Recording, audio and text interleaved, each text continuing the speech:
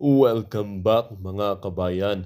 Nagbabalik po muli ang inyong lingkod upang magbigay sa inyo ng mga bago at nagbabagang mga balita. Wala na ngang nagawa itong si Hontivirus at si Peking Pastor Apollo Kibuloy sa naging desisyon ng Korte Suprema. Pareho silang makukulong dahil sa mga kabulustugan na kanilang pinaggagawa sa ating bansa. Ipinahinto ng Korte Suprema ang pag-iimbestiga ng Senado kay Kibuloy dahil umano sa wala rin lang namang nangyayari bagkus paulit-ulit lang din naman ang sitwasyon. Hearing dito, hearing doon. After ng hearing, wala na. Minsan babayaran upang maitigil tulad na lang ng mga testigo ni Virus na 50K ang ibinayad upang magbigay ng false accusations sa mga taong gustong ng virus na ito na ipalikwak. Para nga sa buong impormasyon, panoorin na ang buong video at kung bago ka pa lamang sa aking channel, huwag kakalimutang mag-subscribe, pindutin ang notification bell at piliin ang all upang laging maging updated sa mga bago at nagbabagang mga balita. At sa mga solid viewers natin dyan, maraming salamat po sa patuloy na pagtangkilik sa ating channel. Ang isyung ito ay naging usap-usapin din sa mundo ng social media. Merong isang netizen na nagsabi, "Tama, Supreme Court ang tanging magtatatag ng batas sa tama kaysa mali, na puro paratang at mga kahangalan ng gobyerno ngayon. Walang pangarap bagkus guluhin ang konstitusyon ng ating bansa. Salamat Madam Sara Duterte. Patuloy ka lang na maging malakas at kasama mo ang Pilipino saan man kami sa mundo. Mabuhay at mahalin ang Pilipinas." At sabi din naman ng isang netizen, "Correct, dapat ang kapakanan ng mga Pilipino ang inaatupag nila. Ang mga kahirapan natin dapat ang irisulba muna. Bigas dapat ginawa ng paraan para bumaba ang presyo. Hirap matalaga kami. Sana makita nito na ang kahirapan sa lahat ng mga Pilipino. Sana makita na po ito. Maraming salamat po. May the Holy Spirit will guide you all the time." At sabi din naman ng isang netizen, "Tama ka senyor, yung priority kailangan matapos tulad ng amendment sa party ng saligang batas. Natamaan din si matanda sa kanyang sinabi dahil yung anak congressman ay nakakuha ng 51 billion sa District 1 ng kanyang kapanahunan. Paano yun ginagastos within 3 years? Kino-question yun ng karamihan. Pera yan mamamayan. Until now, walang answer." Grabe talaga mga lords, no? Kasi biruin nyo, 'di ba? Ang House, 'di ba? Ang House of Representatives pinag-iinita nila si Kibuloy. Pagdating naman sa Senate, si Kibuloy ulit. So parang doon na sila busy, no? Pansin nyo mga lords, talagang yung dalawang institusyon na yun gustong i-crash down, 'di ba, si Kibuloy.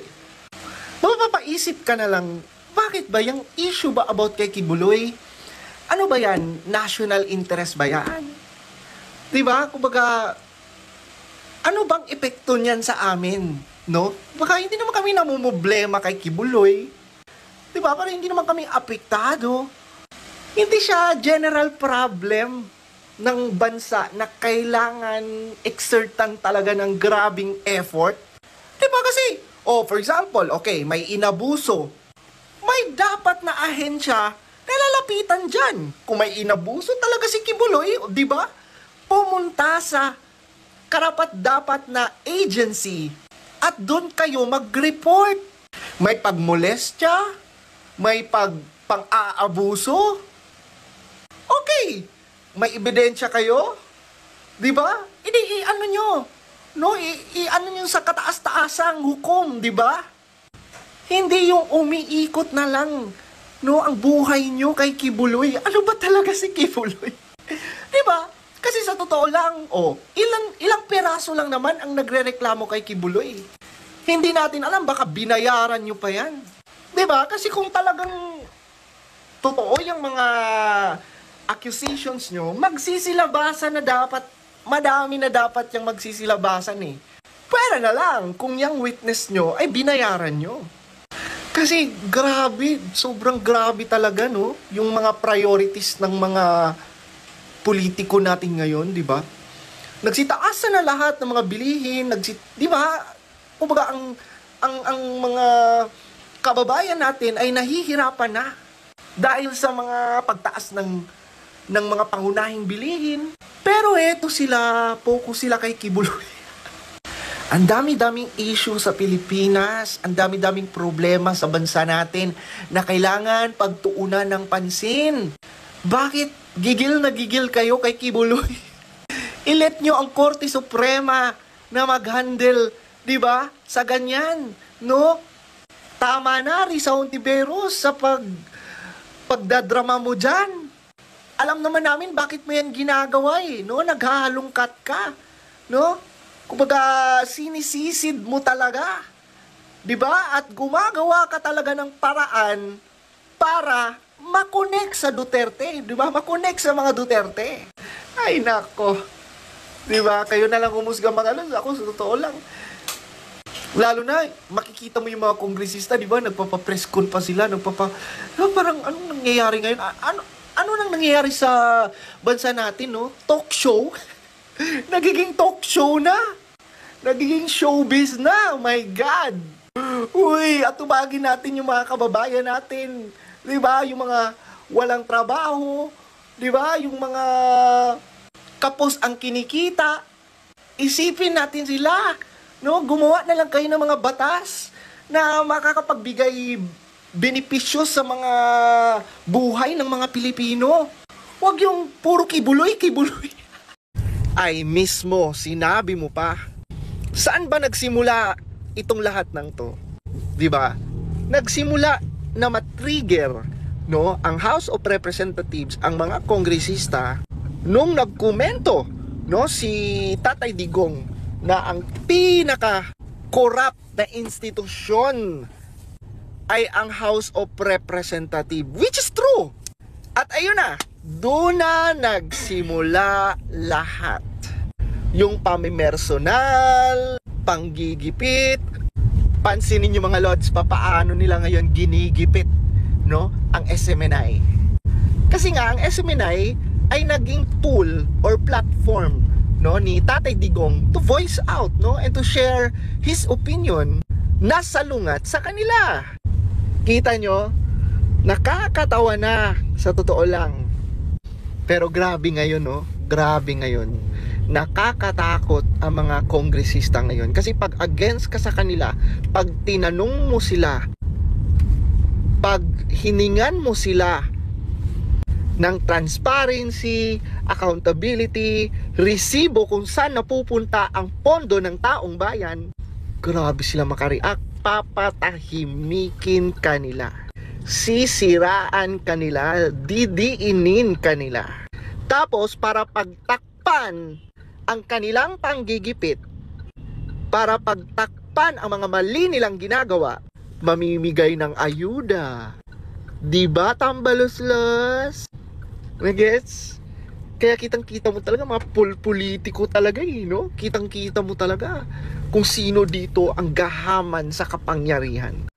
Ayon kay Pastor Kibuloy, hindi po sila nagtatago. In fact, naghihintay po sila ng request ng extradition, no? Mula po sa US, sa DOJ, wala pa po. Hindi naman po pwede na magkukusa yung gobyerno natin na iharap si Kibuloy nang wala pong pakiusap mula naman sa US government. So naliliwanagan po natin, wala po palang ibig sabihin, hindi pa po nagre-request, kaya hindi po tumatakbo yung kaso pa sa US na very willing naman daw, no, na harapin ni Pastor Kibuloy, dahil nga sa pangyayari na wala pa namang request sa DOJ. In return, hindi pa ma-surrender ng DOJ o ng pamahalaan ng Pilipinas si Pastor Kibuloy, no? Tapos, ang sinasabi ni Pastor Kibuloy, deads na siya . Yung kanyang katawan, wala na . Kaya, ito, very willing siyang mamuno sa Pilipinas. Parang revolusyon na panawagan ni Pastor Kibuloy, no? Nananawagan na siya ng revolusyon. Siya na mamumuno ng isang bagong revolusyon. Magiging bagong bayan si Pastor Kibuloy. Anyways, susubaybayan po natin yan. In return po, nagpahayag po ang US Embassy. Sagot po dito po kay Pastor Kibuloy kasi ayaw po nung US Embassy yung mga ganyan, no? May mga paratang, lalo na po na ngayon mainit po yung Pilipinas dahil nga dito sa US China rift, no? Sabi po ng statement, ito po yung statement pala, sabi po ng state. Ito po yung statement ng US Embassy sa Maynila. For more than a decade, Apollo Kibuloy engaged in serious human rights abuses, including a pattern of systemic and pervasive rape of girls as young as 11 years old. And he is currently on the FBI's most wanted list. We are confident that Kibuloy will face justice for his heinous crimes. Questions about legal proceedings should be directed to the US Department of Justice. O yun na nga po eh. Kaya nga po, dapat nga po, may request na rin, no? Willing naman daw si Pastor Kibuloy. Hindi po siya yung nagmamatigas na dito ko. Unlike po kala Duterte, no? Unlike po kay Pangulong Duterte na sinasabi nila, hindi kami papailalim dyan sa ICC. Ito po, sinabi ni Pastor Kibuloy na very willing naman siyang humarap. Hinihintay niya lang yung legal process. Magsimula na yung hearing sa Amerika. Yan yung problema eh. O ngayon, ganito na po kalala. Nagamit na pati yung persecution. Hindi mo rin masasabi na walang persecution. Dahil nariyan po yung SMNI. Nakita niyo naman kung anong ginagawa nila sa SMNI. Tapos si Pastor Kibuloy, yung mga anchor niya, no? Hindi mo rin masasabi na yan.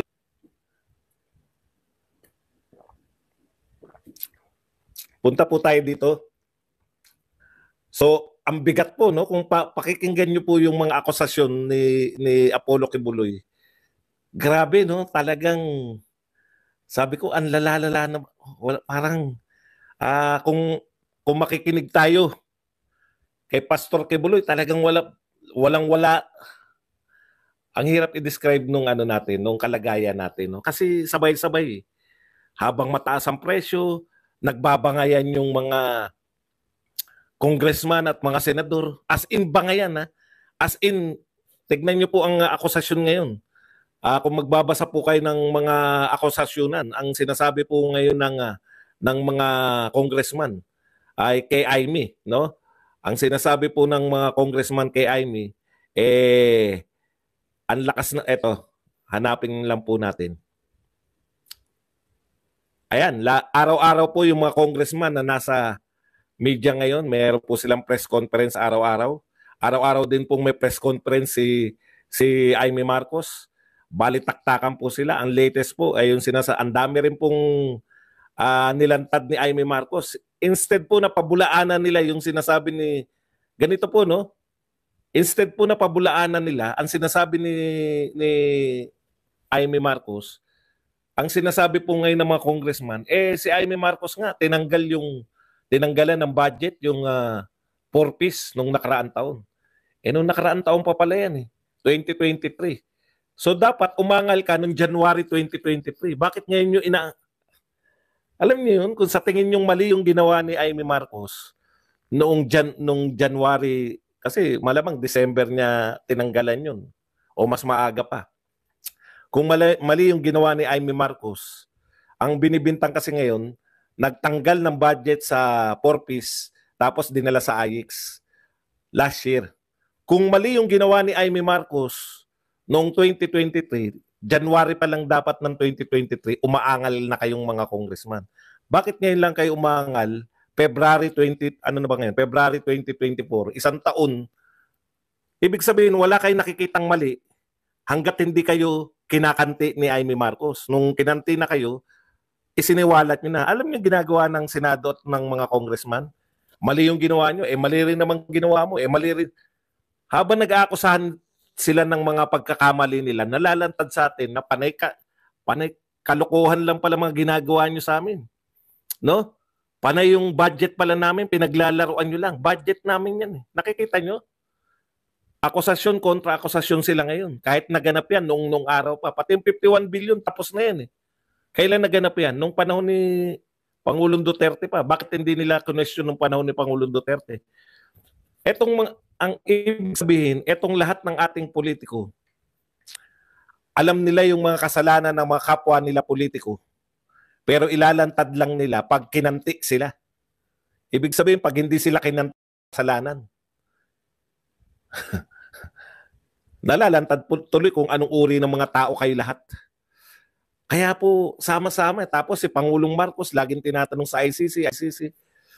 Bakit po laging tinatanong si Pangulong Marcos tungkol sa ICC? Pinapakita lang po na yung mga reporter,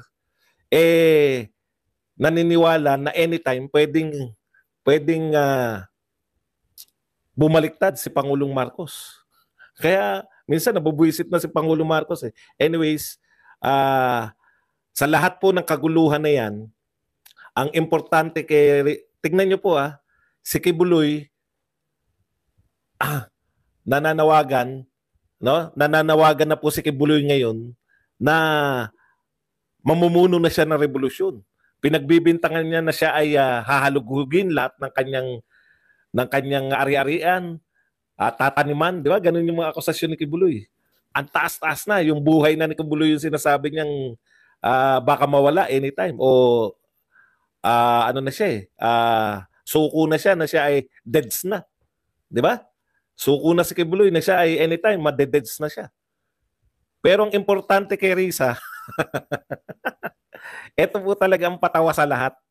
Ang importante pa rin kay Risa Hontiveros, hindi namin yan. Wala kaming pakialam kung anong nangyayari sa'yo. May mga kaso siya sa ibang bansa, ang tataas ng kaso. Umatin ka lang sa Senado. No? Umatin ka lang. Ako po, hindi ko po alam yung akusasyon. Wala naman tayo dun . Ako hindi ako nagsabi na si Kibuloy walang kasalanan o may kasalanan. Hindi. Korte lang po makakapagsabi niyan. No? Hindi po tayo kasama dun. Ngayon, kaya po medyo sumasablay na po yun sa Senado. Kasi alam natin na pilit yung pagdamay sa mag-amang Duterte. Nakita niyo po ba, napanood niyo na ngayon sa TikTok ni Inday Sara? O kalat na po yung sa TikTok ngayon, yung inaasar niya. May nagtanong sa kanya kunwari, Inday. Pero Bisaya . Sa translation na lang, ganito yun, Inday. Ano raw yung pagkagaling mo raw sa kingdom, may uwi-uwi kang baril. Ano sabi ni Inday Sara? Ano ba yung kingdom na yan? Is gun store? Tama din di ba? Merong statement si Inday Sara. Alam nyo, bilib na bilib ako kay Inday Sara at kay Tatay Digong. Kung paano po nila, sila po ang mga politiko na pinakamagaling gumamit ng social media. Real talk po yan. Meron siyang statement bilang Vice President. Meron siyang TikTok na sumasagot na nakakatawa yung akusasyon. Tama nga naman. Bababa siya mula sa kingdom. Yun yung term niya . Kingdom . Bababa siya. Ano ba yun? Gun store ba yun? Simple lang po mga magpatawa si Inday Sara. No? Pero meron po siyang statement na very presidentiable at meron po siyang TikTok na nakakatawa. No? Nakakatawa yung mga akusasyon nyo sa amin. Di ba? Nakakatawa naman talaga . Saan ka nakakita po naroon siya sa kingdom? Alam mo, malalaking tao yan. Pagbibitbitin mo si Duterte, presidente ng Pilipinas, pagbibitbitin mo ng baril. Kung gusto ni President Digong ng baril, kayo magdadala ng baril papunta sa kanya, ireregalo nyo. Hindi yung siya yung dadayo sa kingdom. Para mag-ano ng baril. Kaya nonsense . Imbes na naniniwala na sana yung tao sa mga paratang nyo kay Pastor Kibuloy, bigla nyo papasukan ng mga senaryong imposible. Di ba? Puta, hardinero. Gardener. Ano yan? Papakita sa'yo. Oli ka rito. Mga amuyong, lahat ng amuyong. Pasok kayo rito. Ito, may baril ako. Binigay ko kay Duterte. Panoorin mo. Ikaw na, huli ka sa balita . Bukod sa sagot na presidentiable na sagot ni Sara Duterte, meron siyang TikTok ngayon na nagba-viral na. Okay, pakinggan po natin si Hontiveros sa lahat ng kaguluhan na to, nang inaalala ni ganito po kalalim mag-isip to si Risa Hontiveros, no?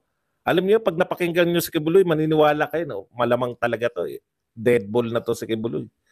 Pero wala pong pakialam si Risa Ontiveros dyan. Pakinggan po natin. Huwag pong pabiktim. Ang hinihingi lang sa inyo ay humarap sa mga legal na proseso, kasama ang proseso ng Senate investigation. Huwag niyo pong dalhin sa lingwahe ng patayan, kahit yan ang nakasanayan niyo. Our next hearing is on March 5, and if Mr. Quiboloy does not show up, I will cite him in contempt and have him arrested. Huwag pong pabiktim. Ang hinihingi lang sa inyo ay humarap sa mga legal na proseso, kasama ang proseso ng Senate investigation. Huwag niyo pong dalhin sa lingwahe ng patayan. Okay, hindi niyo ba narinig? Ang sabi niya, huwag pong pabiktim. Ang hinihiling lang sa inyo ay humarap sa Senado. March 5 po ang susunod na hearing. Pag hindi po kayo umaten sa Senado, ipapahuli ko kayo. Alam po ninyo, sa totoo lang, ako iniisip ko eh. Ewan ko lang kung ganito mag-isip si Kibuloy. Di ba? Ulitin ko, sabi, ganito itsura niya yung tiber. Huwag kang pabiktim. Ang inihiling lang sa inyo, umaten kayo ng hearing. Alam niyo yun, yung nananawagan na si Kibuloy ng revolusyon. Alam niyo yun, yung ako na mamumuno ng isang revolusyon. Hindi naman niya sinabi revolusyon, pero yun yung laman eh. Ibabagsak natin. Di ba? Ganun na yung panawagan niya eh, no? Ang pagkakaunawa ni Risa Ontiveros sa lahat ng sinabi ni Kibuloy ay tatakutin niya si Kibuloy na, sige, ipapahuli kita. Pag hindi ka umatin ng hearing. Alam niyo yung nakakatawa ron? Kasi ang layo na eh. Sa tingin mo yung sinabi ni Kibuloy, nananawagan na siya ngayon ng isang revolusyon. No? Nananawagan si Kibuloy ng isang revolusyon. Nananawagan po siya na ibagsak na yung dapat ibagsak eh. Hindi ko po sinasabi na ako nananawagan. Hindi. Wala po akong kinalaman kay Kibuloy. Hindi po ako membro ng Kingdom Gun Store. No? Hindi po kami member. Ang point ko lang dun, ang tindi-tindi na nung ang tindi na nung panawagan ni Kibuloy. Sa tingin mo matatakot pa siya na ipapakulong mo, isa-cite mo ng contempt. Hindi po ba nakakatawa yun? Sabi nga ng US Embassy na ito nagsalita. Kasama si Kibuloy sa FBI's most wanted. Most wanted si Kibuloy, no, ng FBI. Pambuong mundo po yun. Hinahagilap na si Kibuloy ngayon ng buong mundo. At tatakutin mo sa... Sige, pag hindi ka dumalo. Sige ka, Kibuloy, pag hindi ka dumalo, isa-cite kita ng contempt. Sige ka. pag sinite kita ng contempt, makukulong ka. Wala sa hulog eh. Hindi niyo ba naintindihan? Sabi, wanted siya sa FBI, kaya po siya hindi na nagpapakita. Di ba? Hindi na nagpapakita eh. Sinabi niya, hindi na ako magpapakita ngayon. Boses ko na lang maririnig niyo. Bakit? Kasi magkaka-ideya yung mga humahunting sa kanya kung nasan siya eh. Kung magpakita siya eh. Background, mga, basta malalaman kung nasan siya eh. Ang concern na Risa, huwag kang magpabiktim. Umaten ka ng ano. Kung ako kay Kibuloy, ako kay Kibuloy, kaysa mahuli ako na US, FBI, kaysa huliin ako tlitisin doon sa US na FBI, putya magpapakontempt. Hindi ako atin. Kailan ba? March 5? Hindi ako atin. Pero sa March 6, tatambay ako sa Senado. Di huliin ka. Iko-contempt ka dahil kinomtempt ka na eh. Papahuli ka ngayon. Papahuli po ako sa Senado tapos hindi ako magsasalita. Hanggat hindi siya nagsasalita, di ba nakakontempt ka? O contempt ka pa rin. Di, kulong lang siya sa Senado. Hindi siya makukulong sa US. Bakit paano makukulong sa US yan? Contempt under ng contempt nyo. Mas makapangyarihan po yung Senado. Hindi nyo pwedeng kunin sa Senado yan. Nag-iimbestiga pa kami hanggat hindi sumasagot yan si Kibuloy. Hanggat hindi sumasagot si Kibuloy, nakakontempt yan. Kung ako kay Kibuloy lang, doon na lang ako sa Senado, dito na lang ako magpapakulong. Mamimili ka kukulong siya sa lahat eh.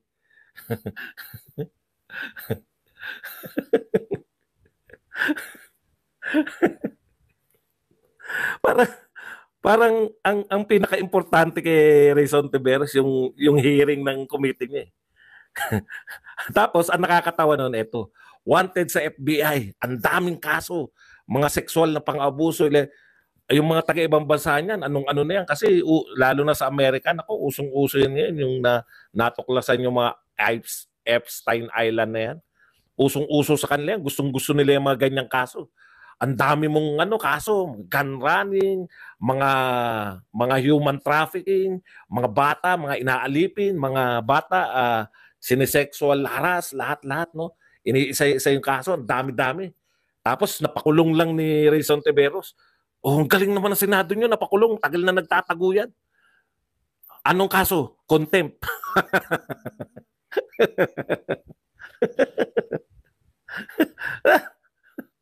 Nasa Senado.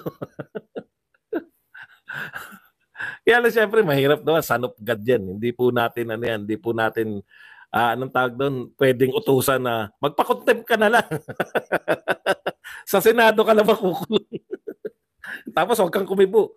Iharap na po natin si Pastor Kibuloy. Huwag kang kikibo kasi kung hindi ka magsasalta, contempt ka pa rin.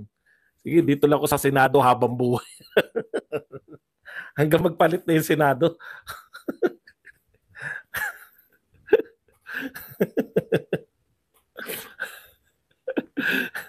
Okay, punta po tayo tapusin po natin to. Dito po kay sa sinabi po ni kaya atin po kami sa mga taga Cebu. Ito po yung tatak ko ng t-shirt sa Davao. Ito, dalawa to eh. May souvenir po. Hindi pa ako nakakalis sa Davao, na-arbor na niyan eh. Na-arbor na isa. Ito po ang sinabi, ito pala yung buong sinabi ni Ping Lacson, no, tungkol po dyan sa pamimigay ng ayuda. Contempt po. Hindi po pwede na makialam sila sa Senado. Yun kasi yun eh. Pag pinakulong po yan ng Senado, wala pong US. Ang mangunguna muna yung Pilipinas. Nakakulong po yan sa amin eh. Bakit nyo po kukunin? Ano nakakatawa ba dong? Di huwag kang matawa. Ganun po talaga. Alam nyo po. Hindi ko po kasalanan kung ayaw nyo pong tumawa. No? Wala pong problema ron. Malaya po kayo. Huwag nyo na po akong usigin. Ganun po talaga ang komedya po. No? Ang komedya po, talagang mahirap pong trabaho yan. Kaya nga ako hindi naging komedyante. Pag ganito lang po yun, no? Pagka hindi po kayo natawa sa isang joke po, kailangan ko pa po buwang i-explain yun. Joke po yun. Pag yung joke po, hindi po kayo natawa, huwag nyo na po ipapaliwanag sa nagbigay ng joke. Sa napanood niyong video mga kabayan, ano naman po ang inyong mga opinion? Ang ating comment section ay bukas para sa inyong mga komento at reaksyon. Huwag kakalimutan, do not let your thoughts left unspoken. As citizen of this country, your opinions matter. Huwag pong mahihiyang magbigay ng inyong mga saloobin, mga kabayan. At syempre, huwag nyo din pong kakalimutan i-share ang video ito upang inyong mga kaibigan at kapamilya ay maging aware din sa kung anong nangyayari sa ating bansa. Huwag din kakalimutang mag-iwan ng like. Hanggang sa muli!